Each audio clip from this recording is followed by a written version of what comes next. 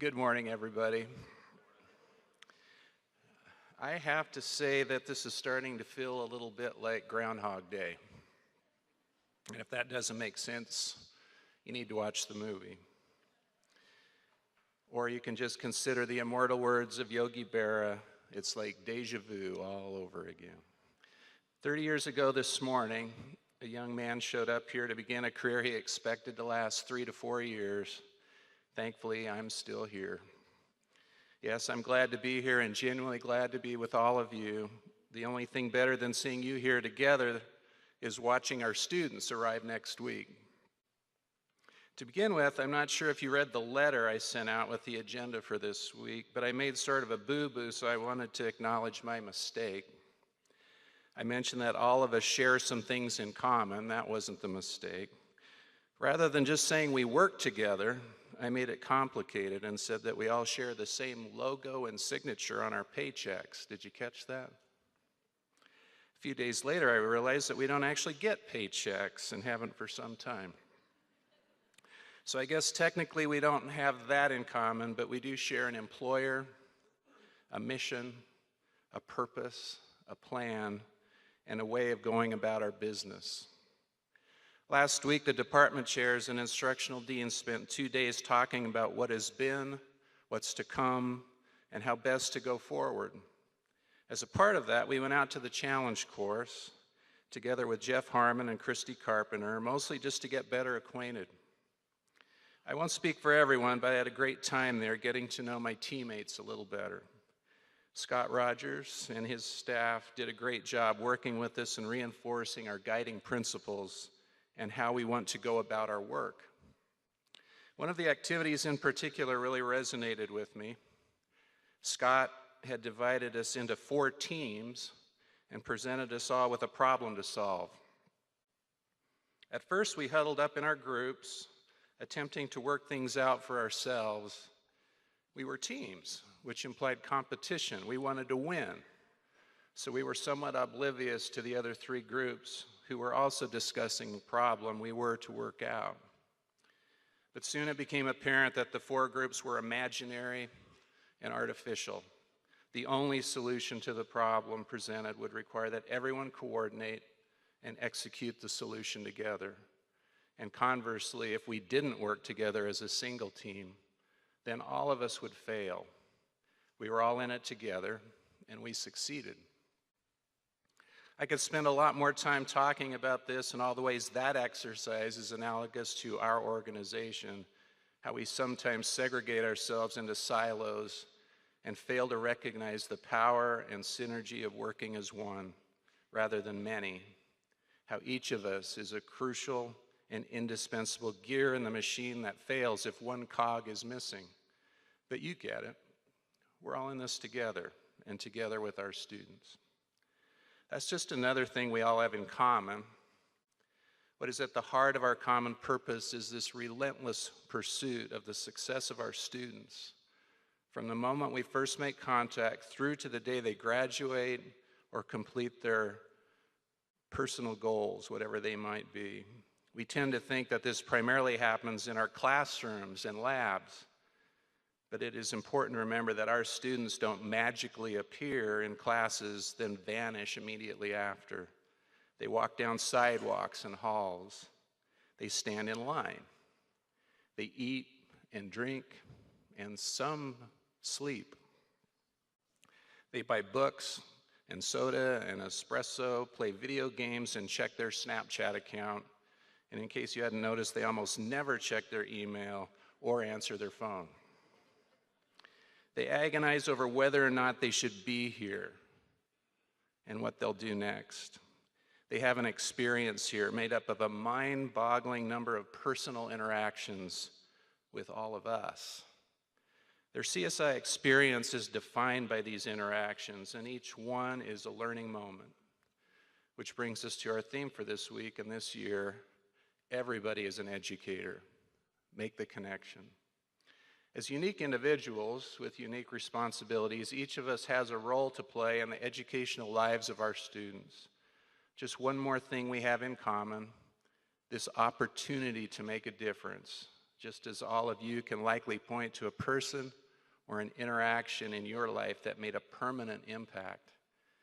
And we get the chance to do that all day, every day. No matter your job title or job description, you're an educator. We're all in this together. We can't win the game in silos. We can't fulfill our potential to reach students without each other. Today and every day, make a new connection. And don't underestimate the impact you can have on this college and our desire for our students to thrive. This morning, we'll be changing up the format a bit and listen to some of our colleagues share their own experiences working with students and each other. That will come a bit later, so first we'll be making a few announcements before we hear from President Fox, followed by the presentation of our annual Longevity Awards, and finally, hearing those connection stories before moving over to the Taylor Building for some connection time of our own. There are many opportunities this week to attend professional development events that have been designed and coordinated by the Center for Instructional Excellence. I want to thank John, Janae, and their team for putting a great program together for the week. This is awesome. Thank you so much. Please take advantage of that. A big thank you again to Deb Wilson, her staff, and the Foundation for a Welcome Back Bash after work today at the Turf Club. If you haven't been before, it's a great venue to get better acquainted. The Faculty and Staff Connections Committee has decided to try a variation on their weekend picnic and simply provide a meal here on Friday for everyone. Thanks to that group for making all the arrangements. They're also sponsoring a frozen yogurt social on Wednesday, so take a break. Come to the gazebo north of the tower between 11:30 and 1:30. A little bit further down the road in October, the Twin Falls Business After Hours event will be held on campus. Tamara Harmon is arranging a CSI scavenger hunt for the participants and could use some help. It sounds like fun and a great way for our community members to get more acquainted with us. Talk to Tamara if you're interested. Are there any other announcements from the floor? Okay. It's now my genuine pleasure to move on to bigger and better things. It occurs to me that I'm not sure I've ever met anyone more adept at making connections, and despite leaving the classroom a number of years ago, our next speaker continues to educate. I know this well because he regularly educates me. Please join me in welcoming to the stage President Jeff Fox.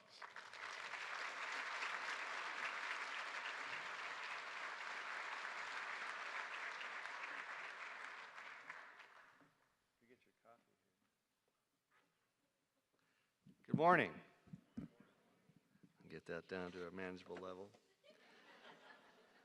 Glad to see you all back, and thanks for making the trip in the smoky, hot, I guess it's cool this morning. Start with a little something here. So Willie was being tested for his IQ, and he went into the examination room, and the examiner sat across the table, and she said, "Willie, I'm going to ask you some questions. What would happen if I cut off your left ear?" Willie said, "Well, I guess I couldn't hear out of my left ear." "Good. Willie, what would happen if I cut off your right ear?" "Well, I couldn't see." "What?" "Willie, think carefully. What would happen if I cut off your right ear?" "Well, I couldn't see." The IQ examiner wrote furiously in her notebook, "Willie, why is that?" "Well, then my hat would fall down over my eyes." Think about that throughout this speech. So welcome back to school. It promises to be another great year. And I want to say thanks, as always, to our Board of Trustees, Bob Keegan, Jan Mitleider, Laird Stone, Carl Kleinkopf, and Jack Nelson. They have great service for this school and our community, and I appreciate their efforts. Can we give them a hand, please?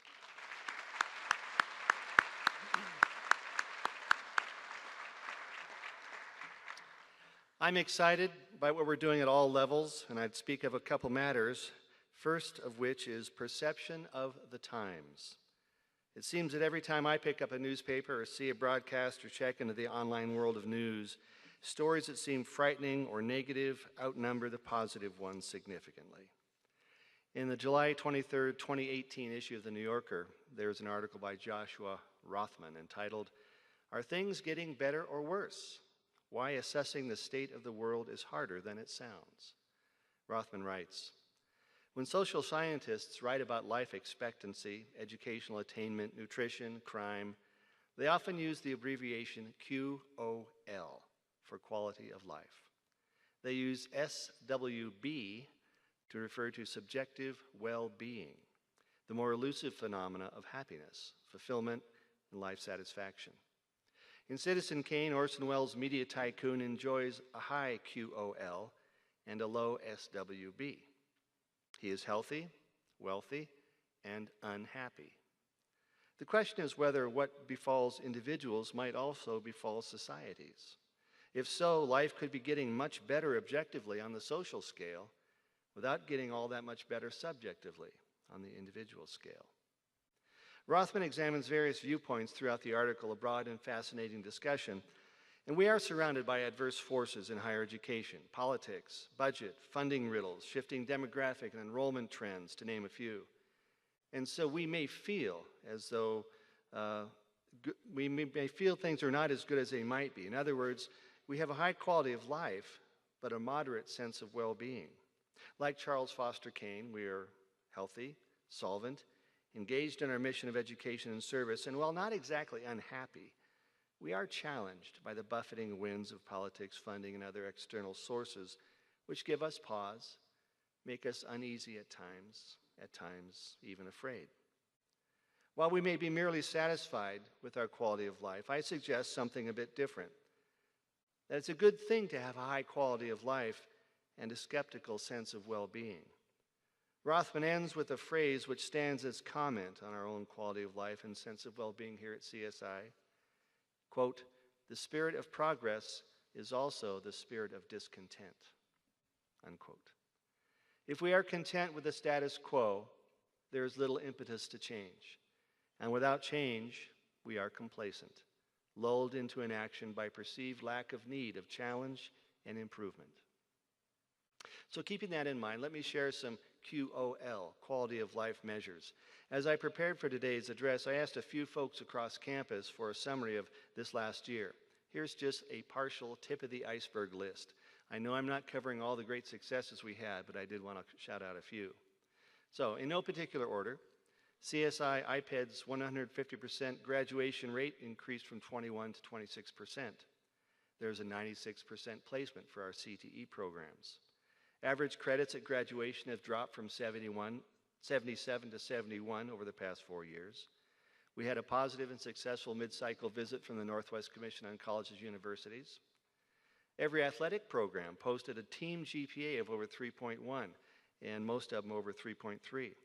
Of the student athletes we had, 15 were over 3.8, and 8 students received 4.0 exemplary honors.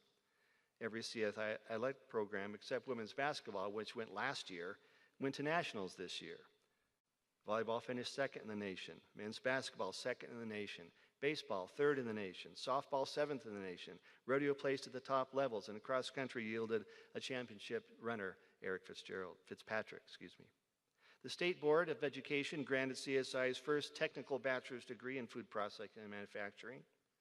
Brandy Turnipseed reports there are over 8,000 workforce enrollments. CSI Foundation awarded over $2.1 million last year and is shooting for $2.5 this year. Raylene Abbott has held several successful alumni events this past year and continues to grow the alumni database, well over 1,000 people right now. CSI is partnering with the Idaho Commission on Hispanic Affairs as IHCA kicks off the statewide Hispanic Heritage Month in the Magic Valley. There'll be events in Jerome and Twin Falls. CSI is also participating with Latinos in Action. CSI and LIA will be the first in the nation to offer dual credit NED courses at both Jerome and Gooding High Schools. Our first cohort of 50 students is made up primarily of first-generation students that seek changes through higher education. The Jerome Center will offer academic courses for the first time this upcoming academic year, including U.S. citizenship. The Gooding Center underwent a rededication, so the Northside Center is now the Gooding Center, to better reflect the expansions of services in that community. And we also ran a summer bridge program at the center for the first time. This summer, both Jerome and Gooding had a open house kickoff in the 120-degree temperatures. We had 150 in attendance at Jerome, 120 in Gooding. This summer, CSI is one of the Magic Valley chapter founders of the Idaho Hispanic Chamber of Commerce, and will play a pivotal role in that institution as it moves forward. I want to go back to the Hispanic Youth Summit to be held here on the main campus on Monday, September 17th. Cesar tells me we're expecting 600 students and 100 parents to participate. So we'll need about 50 volunteers to make this a great success. Cesar is asking for volunteers to help, and many of our students have already expressed an interest. I would encourage you, as you are able, to be involved, and if you have students who would like to be of service to this event, work with them as you would with any other student who is in service to the college, working with them to, if they have to miss class, to make up the work and so on. But a great opportunity for service and reaching out into our larger community. Moving on, the Bridge to Success program continues to be great. We had the third cohort this summer, and since its inception in 2016, we've served 124 students with an 86% retention rate. Each year, the Bridge program has grown by 30%, and we served all of our campuses, Gooding, Blaine County, Mini-Cassia, and Twin Falls this year. One of our new initiatives, and you'll hear more about this later, is CSI's Center for Instructional Excellence, supervised by John Hughes and Company, second floor of the Meyerhofer building. Starting this fall, the CIE provides an intentional path for continual learning and growth. Lots of resources, activities, programs facilitate instruction, curriculum design, delivery, and assessment. There was more than an 8% increase in the number of students that attended SOAR over last year. Dan Guthrie was selected as one of 15 colleagues for the first ever Pacific Association Collegiate Registrars and Admissions Officers Leadership Development Institute. Whew. Congratulations, Dan. Practice that title. Maritza Vega was selected as a scholarship recipient to attend the National Association for College Admission Counseling, Guiding the Way to Inclusion Conference in Washington, D.C. Heather Barnes is the chair of a 2-year institutions network for National Association of Orientation, Transition, and Retention. She's part of a leadership group who planned that conference, and we brought back 2 awards for our work on student orientation and case study presentation. The Community College Research Center is actually coming to CSI, sending researchers to join us at SOAR, and they did in August, to study CSI as an example of a community college with mandatory orientation. Academic coaches have continued to be successful, identifying at-risk students. In 2014 to 2016, that 2-year period, we had 24 students who were on probation who went back and reached good standing. But since 2016 through now, we had 123 students who achieved good standing, so significant success on that front. The VA, Veterans Affairs Financial Aid Audit was successful without any findings. Through financial aid literacy workshops, we're doing a better job of counseling students, and the result is lower debt and a declining default rate. We've created the first ever CSI Veterans Center, staffed by Veterans Advocacy Coordinator and Air Force veteran Brian O'Rourke. If you haven't seen Brian, he's going to be housed in the formerly the little coffee shop over there in the Eagle's Nest next to the bookstore for this next year. So if you have a chance, drop by and say hi to Brian. We're creating a parent college as a strategy for engagement and student retention. We have transitioned to a new model called the CARE team model, which is campus assessment, resource, education, and that's working with security and campus security for student services. Gilbert's Pantry has increased its use. We gave away 64 boxes to students who are food and home challenged from January 18 to May 18. And we have an account set up for financial donations if you're interested. We've added a dedicated Mama Pod. Anyway, I wanted to know what it was. It's for nursing mothers on the second floor of the Taylor Building. Our local PTK chapter, Omicron 11, was recognized as a 5-star chapter, the first time in Idaho that we've done that. The 5 levels include engagement from progress from local campus involvement to regional and international involvement. This October, Omicron 11 will host the Twin Falls Honors in Action Conference with other PTK chapters in the region. Student Senate developed a strategic planning initiative. I'm very proud of that, and their executive members just got back from a training in Fort Lewis College. Some of you may have seen in the e-notes, Twin Falls Police Chief Kingsbury helped dedicate a CSI-themed police car recently. Did y'all see that? It has a cool CSI logo on it. Chief Kingsbury tells me that won't help you with a traffic ticket, but it's cool anyway. So, actually, what it speaks to is our increased and enhanced relationship with the local law enforcement authorities, and it's been very positive. The newly developed early college department is moving on full steam under the direction of Jonathan Lord. The group is working diligently to manage the continuously growing dual credit population. CTE programs are growing and flexing with new initiatives and state-driven projects. This expanded dual credit program, which brings high school students onto campus, will also be running for a second year this year with students enrolling in welding, drafting, and auto body.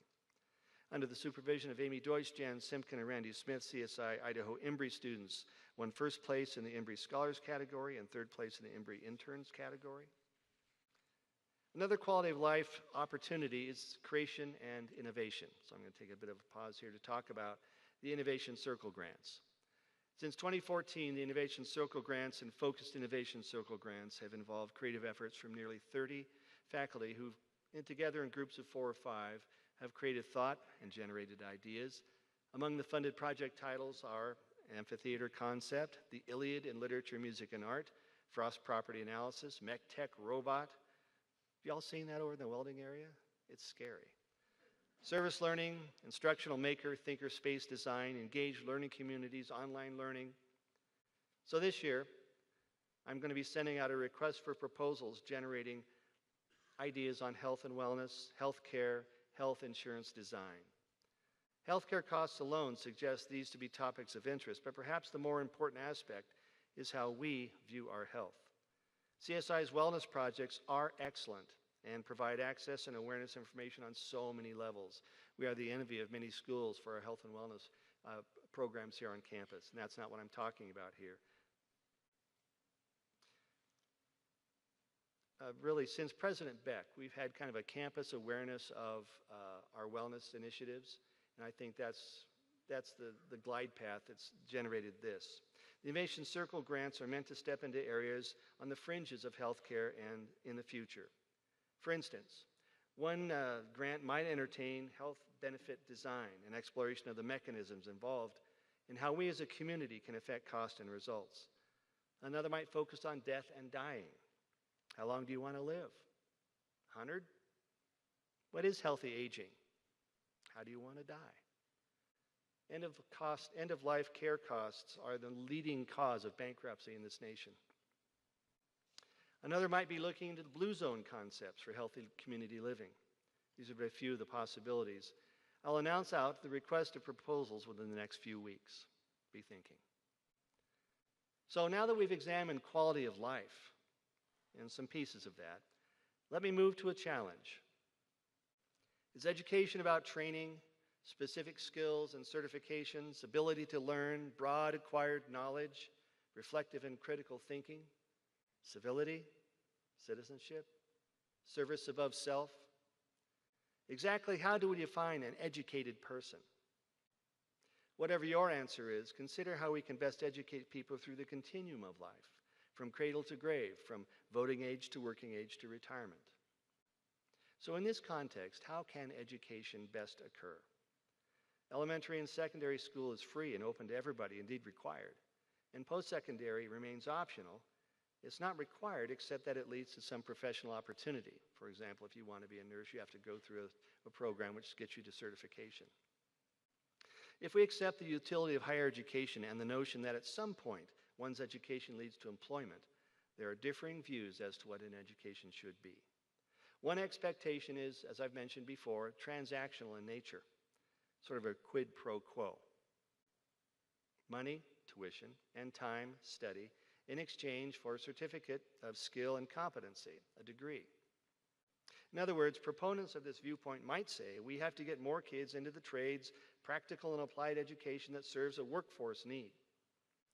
Another view is more about exploration and exposure to the breadth of human experience and knowledge through the sciences and arts and letters. And I call this transformational. In other words, in broad ways, we are educating thinkers with adaptive skill sets. In essence, we are training kids for jobs that don't yet exist. Terry Hartle is the Senior Vice President of Government Relations and Public Affairs at the American Council on Education. He's a person with 20-plus years experience in national education policy. He's presented before Congress, administrative agencies, federal courts. He's a featured speaker at many national conferences, and I've heard him speak several times where he gives a state of higher education speech. Hartle is not an advocate necessarily. He merely reports the temperature he senses in the nation's capital. In a recent presentation, Chris Bragg shared with me that Hartle suggests the public and administration will be focusing on three things this next year: degree completion in a timely manner with minimum debt. This may imply some process refinements and improvements, but it also speaks to using the status quo, the current system of higher education. So the idea of transformation may be rooted in the plans of Thomas Jefferson, where education after age 16 was meant to broaden the mind, preparatory to a gentlemanly life of public service. In an 1821 address, Jefferson writes, "We fondly hope that the instruction which may flow from this institution, University of Virginia, kindly cherished by advancing the minds of our youth with the growing science of the times and elevating the views of our citizens generally to the practice of the social duties and functions of self-government, may ensure to our country the reputation, the safety and prosperity, and all the other blessings which experience proves to result from the cultivation and improvement of the general mind." Sense of well-being alert. I think things have changed in our times. Thinking now seems to combine transaction and transformation. Jamie Cassop, Chief Education Evangelist, what a great title, for Google Inc., suggests that education should be the pathway for those tools which lead to create and enact solutions. He says, "We often ask our students, what do you want to be when you grow up? I do not believe that's the right question. First, all the labor forecasts predict that most jobs of the future haven't been defined yet. Second, we already have jobs most students wouldn't recognize, like biomedical engineer or sustainable materials architect. Instead of asking our students what they want to be when they grow up, we should ask them what problem they want to solve. We should ask them to think about what knowledge, skills, and abilities they need to solve that problem. We should ask them to think about where they can get the knowledge, skills, and abilities they will need. We should ask them to think about how the problem they want to solve fits into the context of the world. We need to create a generation of critically thinking, collaborative problem solvers, students who know and understand world issues, students who understand political and socioeconomic systems on a global scale, students who recognize and appreciate cultural diversity. If we really want to face and solve the problems of this complex, multifaceted, diverse, and complicated world, we need a generation of students who are strong in all the C's: communication, collaboration, critical thinking, creativity, and global competency." Jamie Cassop.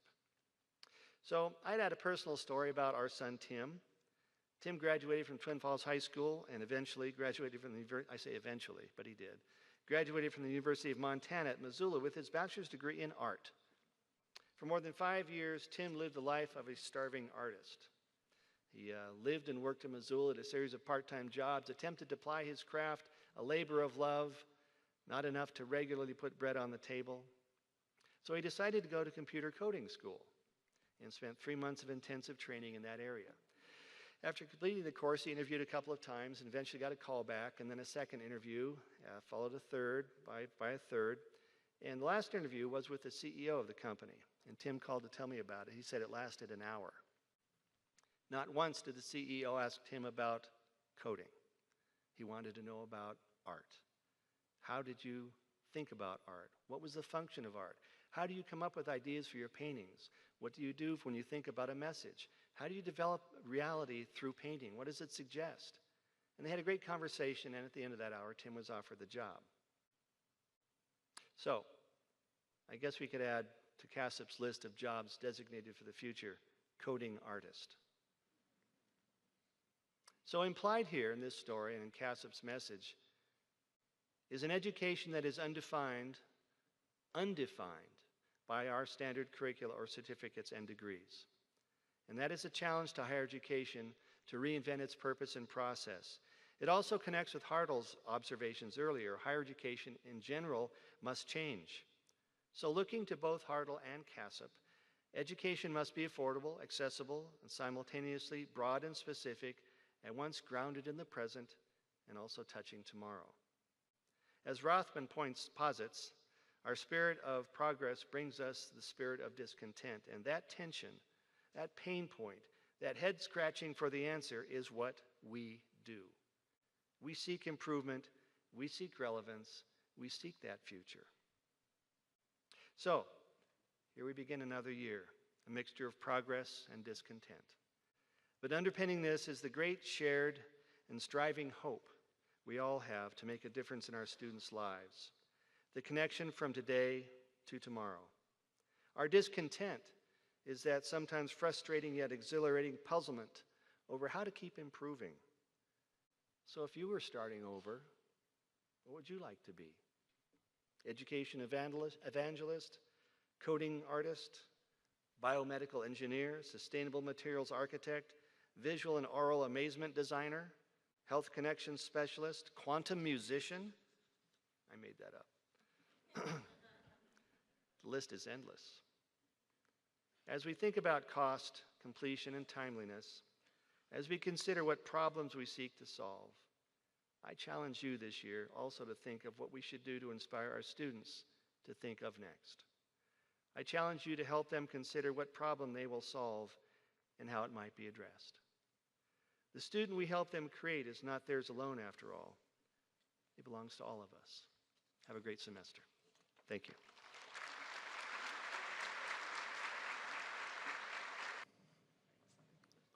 Very appreciative to the folks who are about to take the stage, and I think you know who you are. You can probably start making your way up here. It's my pleasure to introduce the moderator of today's panel, Tiffany Seeley-Case.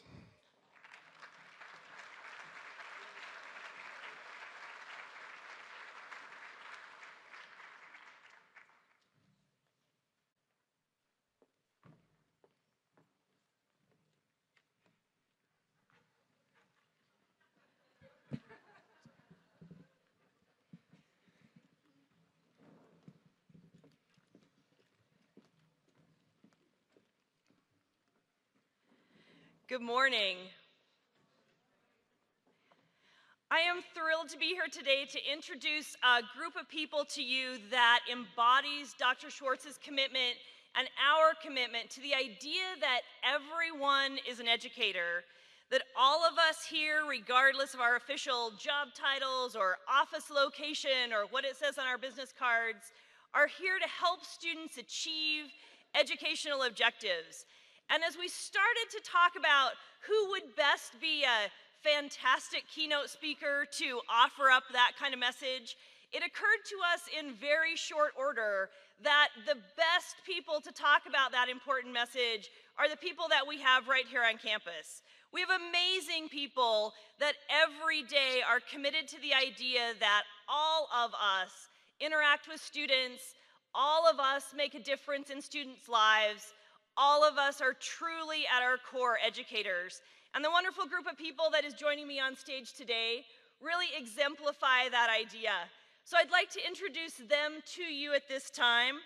We'll hear first from Rosa Lopez. She's the Assistant Dean of Students. She's been here for 7 years, and you'll find Rosa in the Taylor Building if you're looking for her. Our second speaker is Clay Wilkie. Clay is a welding instructor who's been here for 4 years and primarily resides in the Desert Building. Our third speaker is Professor Perry Gardner. She's in the Political Science Department, has been in her faculty position for 4 years, and is in the Hepworth Building. Our next speaker is our student body president, who is all over campus, but primarily in the Taylor Building, Carolina Zamuda. We will then hear from our director of the Blaine County Center, Hallie Starr. She has been there for 5 years and provides support to all of our friends up there. Our sixth speaker will be our instructional dean, Barry Pate, who's in his 11th year at CSI and is primarily in the Taylor Building. We'll then hear from Mr. Chris Taylor, who provides custodial support in the Evergreen Building and has done such for 2 years. And then finally, we'll hear from the chair of the Visual and Performing Arts Department, Mr. Scott Farkas, who has been here for 7 years and is located primarily in the Fine Arts Building. As Dr. Schwartz said, my name is Tiffany, and my entire role here today is to make sure that we get to breakfast on time.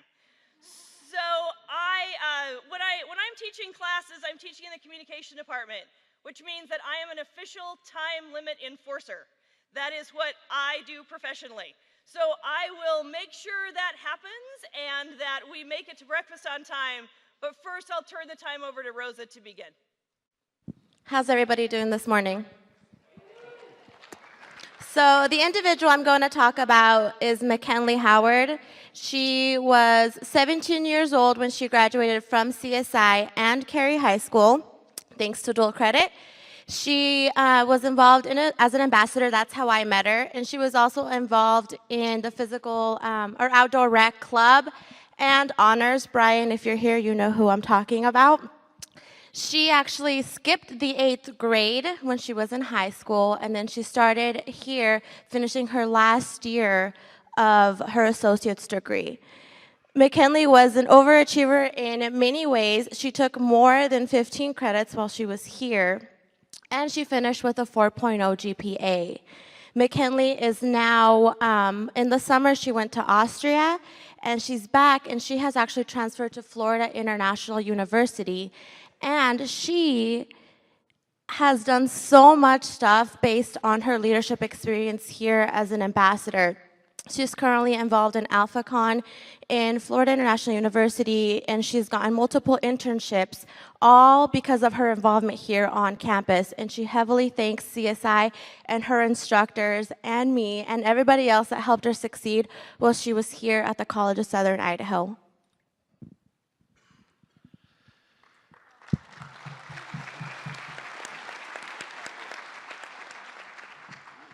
Okay, my story really starts at summer of 17. Two gentlemen walk into my office, and one hands me 2 pieces of paper, and they're welding qualifications from another country. I quickly look at them and I say, okay, well, how can I help you? The first gentleman says, well, I'm the interpreter for Majid. And so we come down to it, we start talking about everything and what CSI can do for Majid, and about the only thing we can do at that present time is a 200I class. I quickly tell Majid this is an independent class, and it doesn't come with very little instruction, but I'm always going to be there for him. And between me, Majid, and some amazing app, we break this language barrier. And at the end of the summer semester, I set him up with 3 interviews with our advisory board members, and send him out into the world Majid, world, and score 1 for welding, because in welding we keep score. And fast forward to between summer of 18 and spring of 18, I get an email from Sean Wilsey saying, hey, I have this friend who I rock climb with, and he needs some help in welding. And I said, well, send him in when we get back in there, and in my office is Majid. And Majid had informed me that he broke something in here, and he hadn't been welding, and we get to talking, and I say, well, Majid, you just need a job. And Majid says, yeah, I just need a job. And so I immediately call one of our advisory board members. Our advisory board member, I tell him, I said, hey, he hasn't welded in a while, he might be a little rusty. And so everything's looking good. He sent him out there back into the world Majid, world, score 2 for welding, because we're still keeping track. And fast forward to 2 weeks prior to summer being over, Majid comes back and he says, hey, it didn't go well, things hurt in here. And so I say, well, about the only thing we can do right now in this late era time frame is a workforce development class. So I get a hold of workforce development, we talk things through. He comes into welding, and we have a week to prepare him. He comes into the booth, and he is, well, I immediately look at his problem, and I said, this is what you're doing wrong. 4 days into it, I snap a few pictures of his weld, send them to that advisory board member. The advisory board member comes in and hires him and 4 of our students right there on the spot. And it's just, Majit never really fit into this clean box. And I think some of these students are outliers, that they don't fit into these boxes that are made. You know, Uncle Sam has a few boxes because he's nice. CSI and the state have a few boxes. We, as departments, have a few boxes, and sometimes the students don't fit into these nice, clean boxes, and we have to maybe work outside the box to get the same achievement. So that's my Majit story.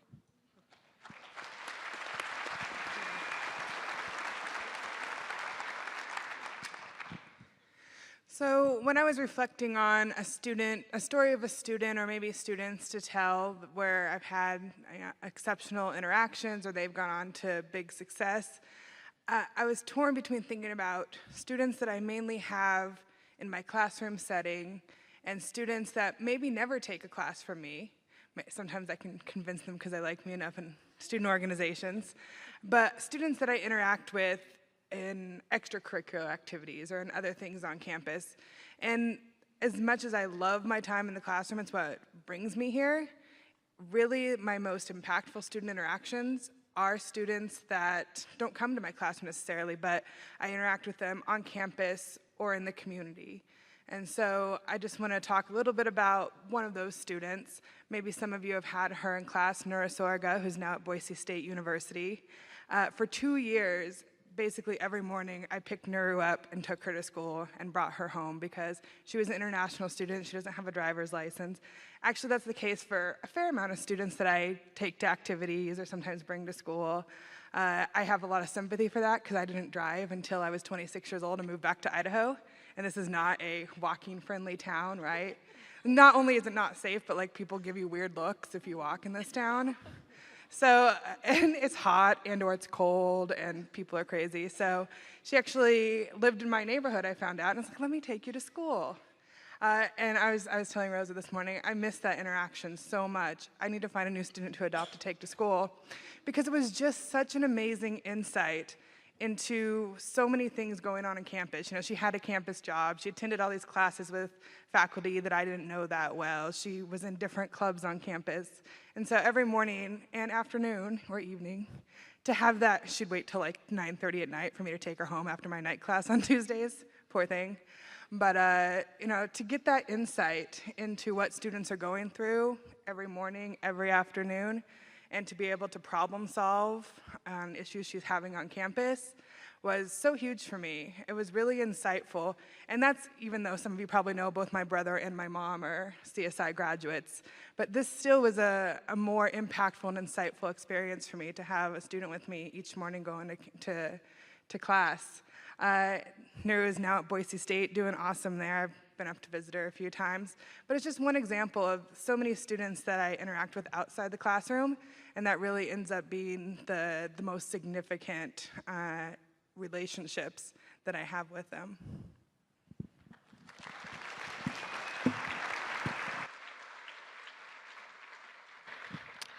Hello. First and foremost, I just want to say what a privilege it is to be here and be able to share the student perspective on this subject. I think that it's very useful to let you guys know how much of an impact you are in a student's life. So when I was asked to talk about someone that has impacted my college experience, it was a little tough because I feel that I have made a lot of personal connections with a lot of people here at CSI, a lot of the faculty and staff, but I narrowed it down to 2 people. So the first person that I want to talk about is a professor that I had for 2 semesters my first year in college. And the things that stuck with me the most is the way that he treated people. I remember walking into his class the first day and he asked me my name. And every class after that, he greeted me by my name.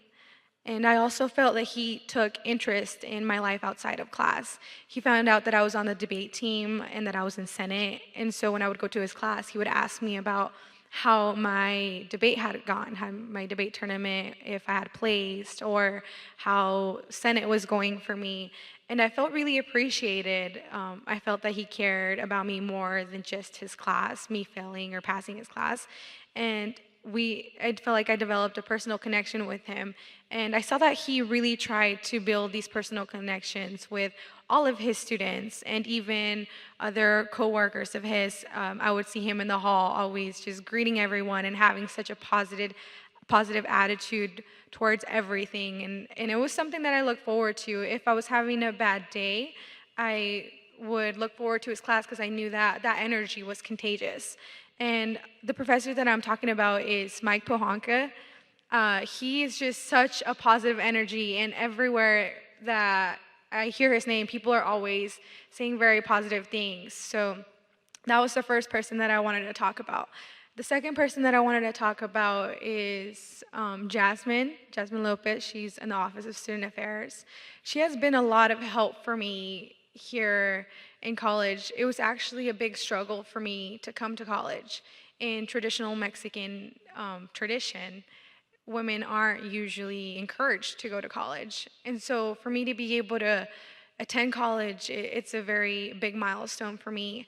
And she's helped me a lot through it. She's somebody that I definitely look up to, a very strong, independent woman that I hope to once become in the future. And every time that I'm struggling, she will come and she'll give me advice, and she will motivate me to keep going, telling me that I've come this far and I can't just give up now. And these relationships mean a lot to me. There's also other relationships, but I'm limited on time, so I can't talk on all of them. But I just want you guys to know that a lot of the times you probably think that you're not impacting a student's life, but you are. Everyone's an educator, and it's really important to make that connection. Like a famous quote says, a lot of people won't remember what you say, but they'll remember how you make them feel. So if you make those connections with students, you are leaving something with them, and they're walking away with something. From whether if you're a professor, even if you're not a professor, you're still educating them, and they're walking away with something. So, yeah.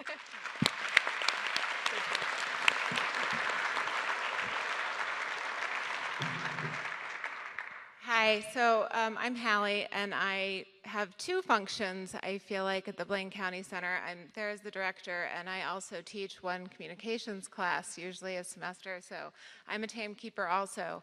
But one of the things I started to notice was that the experience I had with my students as a faculty member was often really different than the experience I had with the same students in my office. So at the off-campus centers, we do a little bit of everything in terms of helping students either apply, get registered, advising, financial aid, cashiering, all of it.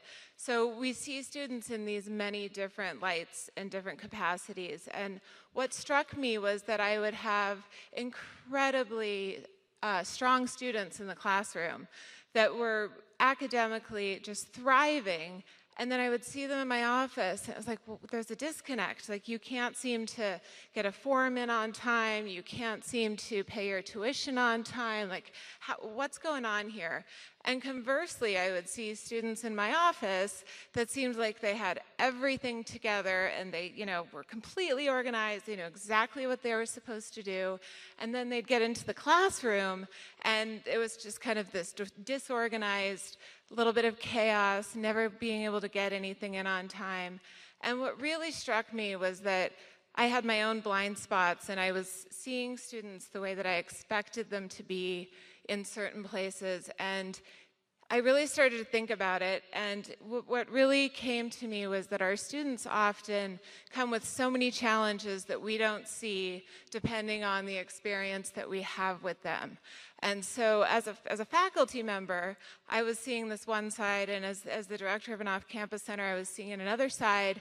And when I kind of put the whole together, it was amazing how much some of our students were struggling through in order to just get to class, or in order to just get the form in, or just to accomplish small tasks often.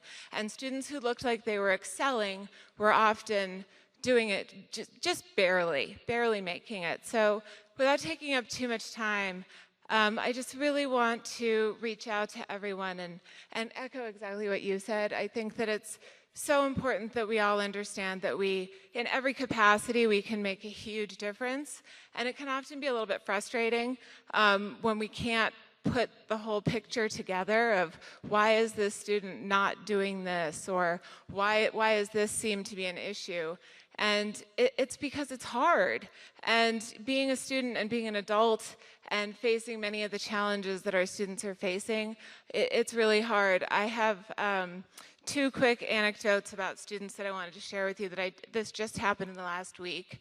I have a set of twins, male twins, who are fraternal twins. They're 18, and one is one of these students that I was just talking about. He's exceptional in the classroom.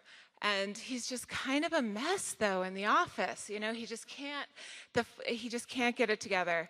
And it took a while for me to figure this out, but he is the sole care provider for his twin brother, who's on the autism spectrum, who also takes classes at CSI. And this is, you know, an 18-year-old young man who is going to school full-time, has a full-time job, and is the primary caregiver for his twin brother. And he really has been, I think, probably for most of his life.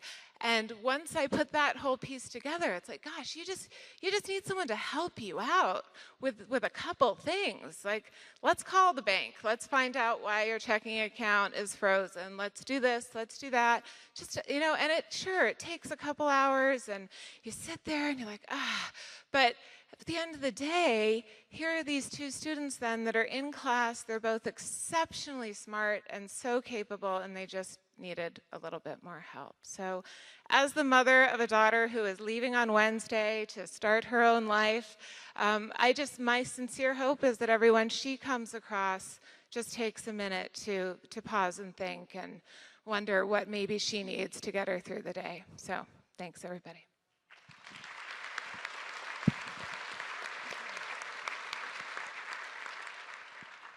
Good morning.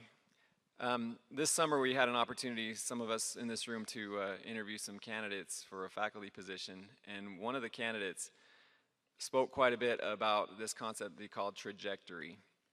And I kind of fell in love with that concept and that term in thinking about what impact we have on the trajectory of the lives that the students will lead.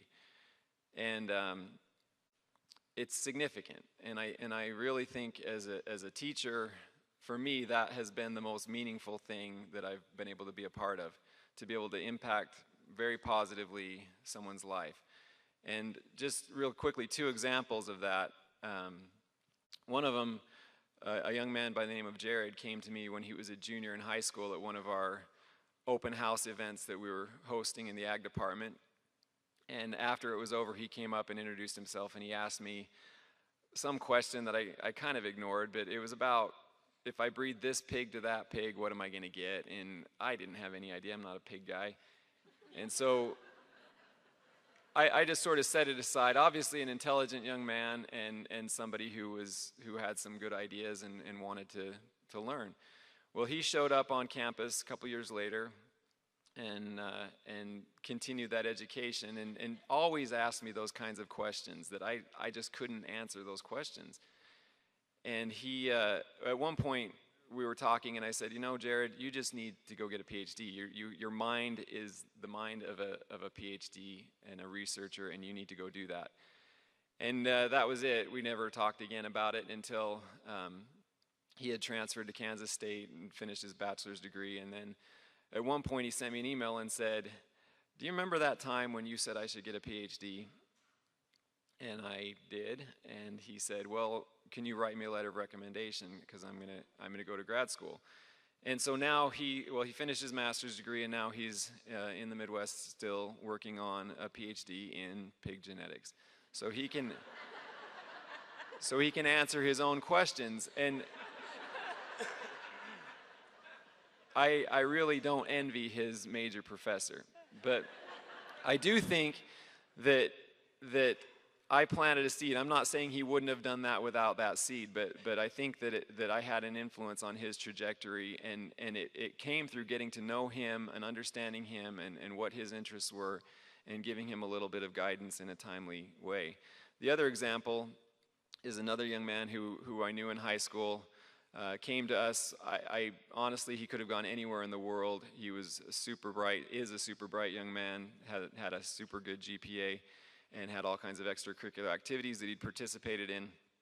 So he came and he went through our ag programs. I think he got 2 different degrees through the ag department and transferred to the U of I. And he got in touch with me at one point and said he kind of was thinking about getting out of ag. And this is a young man, I better back up a little bit, that I told him that someday he was going to be the governor of Idaho. And, you know, we just laughed. It was more of a personality thing than anything, not that he's a politician. But he went up to U of I, and he was in ag, and he wasn't happy with that. And he asked me whether he should study economics or whether he should study something else. And I said, well, you know, a governor really ought to understand economics. And so he majored in economics and then went to law school. And last summer I saw him, and he was working as an intern for a lobbyist in the state. And this spring he graduated from law school and passed his bar this summer. And I don't know if he's going to be governor, but you know, I think again, it's a seed that you plant. You see something in that student, you have that relationship with that student, and you have significant influence on their trajectory. And realize that it can be a launching pad, or it can be a crash and burn relationship and experience, depending on how we handle it. So Pachi Phillips for governor in about 2038.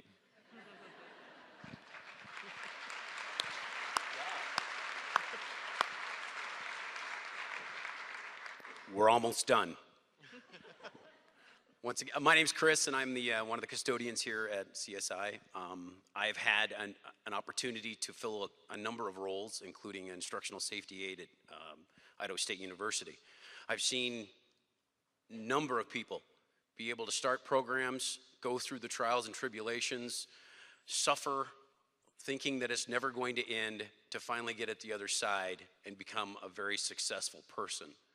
That right there, I think, is the end goal, is to make sure that you see people go through those trials, and then at the end, they finally feel that they've done an accomplishment that can only be done by themselves, and that gives them an opportunity to spread their wings even farther. To be honest with you, it's an opportunity here at CSI to meet so many people. I've had an opportunity to meet people from Africa and South America and Central America and Asia. I mean, here, you would think to yourself, in a little community college like this, there would be no possibility. I think that's another thing that we need to drive to all the students. You don't need to get on social media. You need to look to the right and to the left of you and ask questions. You might find something very interesting that you would have never, ever guessed is right next door, and all you have to do is ask. We're really on an interesting plane right now in the 21st century. We're going to have to reevaluate so many different things. And all I can say, as a custodian, we will try to do our best to keep your facilities as shiny and clean as possible. The one thing I would like to ask, and folks, look, I have been very fortunate at working at the gymnasium and the Evergreen building. All of the instructors, all of the staff have been so nice and so kind. Just remember that, you know, your custodians, they like to feel part of this game too. So if you have an opportunity to bring them into it, it makes them feel like they're part of a bigger team. And I think that's really what we all need to do, is make sure that we always remember that we're on the same team. I want to thank you, and I hope you have an amazing, amazing next semester.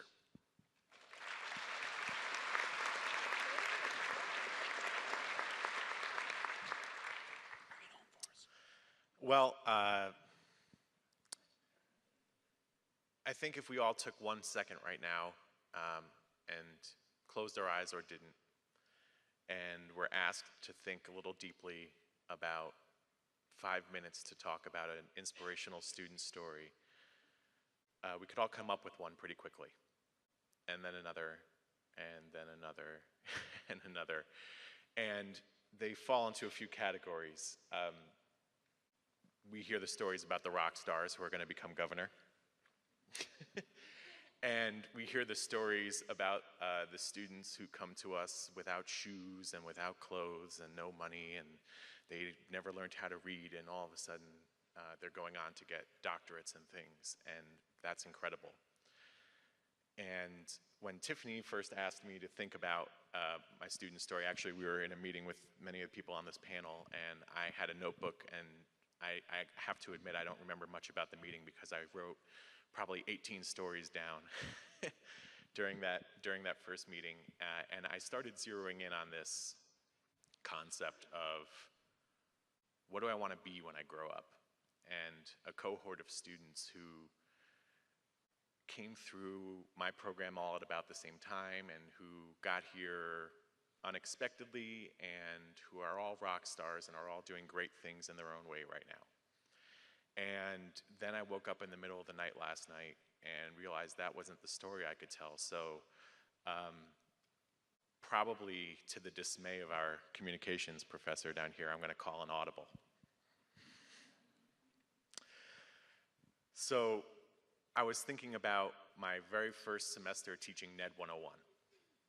It was a drastically different experience for me, a different group of students than I'd ever worked with before, and I was so nervous. I didn't have the amount of time I thought I needed to plan, and a lot of things we developed together as a group, not because I was an innovative and experimental and courageous teacher, but just because I didn't know what I was going to do, and I wanted to come up with it together with the students.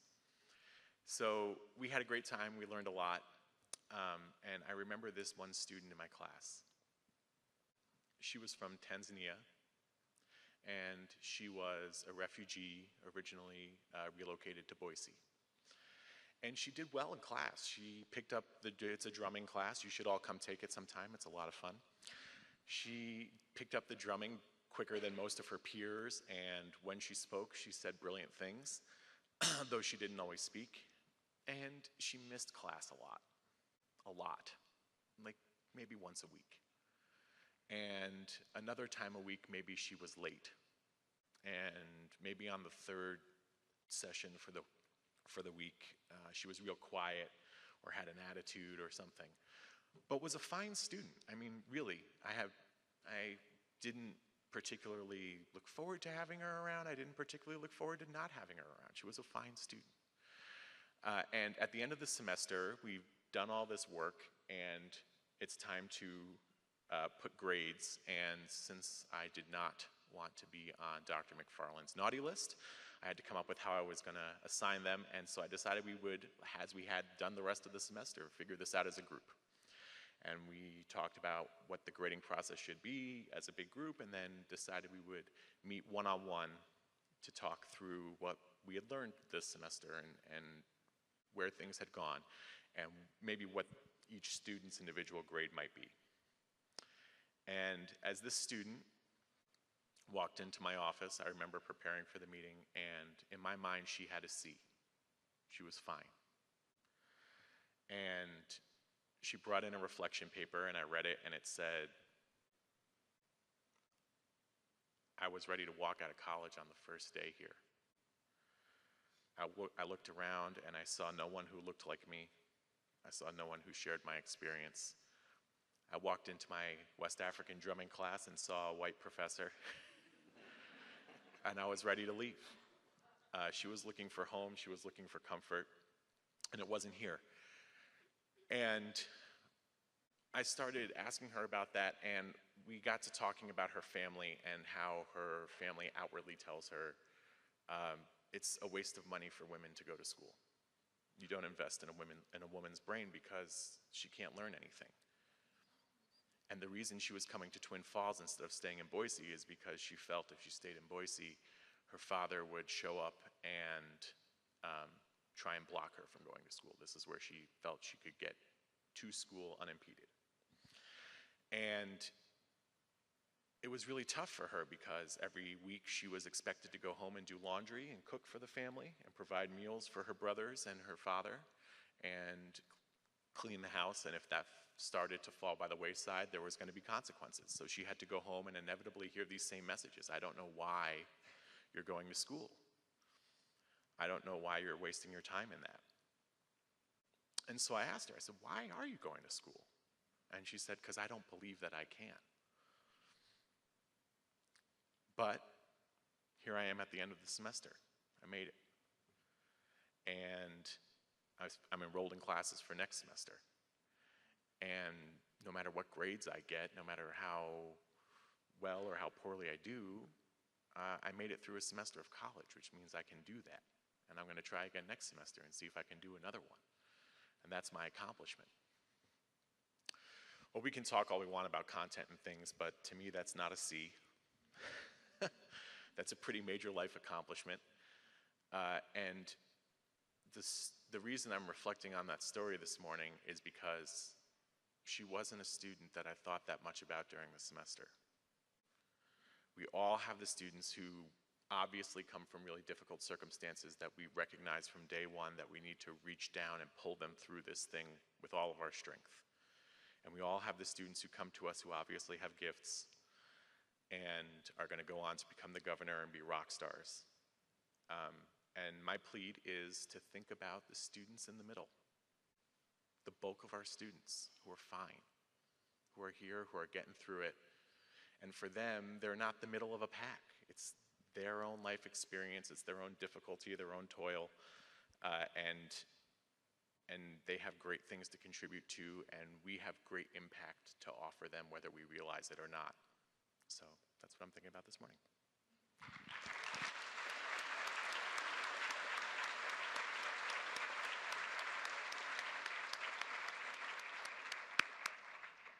With great thanks to our panel for sharing those amazing stories, would you give them all another round of applause?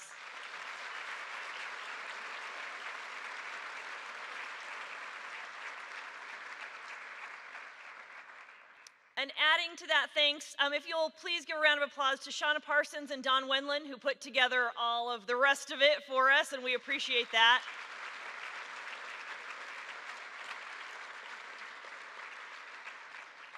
So add to the stories from our panelists, all the stories that all of you have collected over the course of your careers here at the College of Southern Idaho, the ways that we impact students, the ways that we're all educators, the ways that we all make a difference, as Dr. Pate said, in the trajectory of a student's life, that as we go into the next semester, regardless of what we're doing in a classroom, or perhaps we just see someone who looks particularly horrified heading into the testing center and needs a smile as they're walking up the stairs in the library, or someone who just needs someone to walk them over to financial aid to understand where that building is and that processes might be.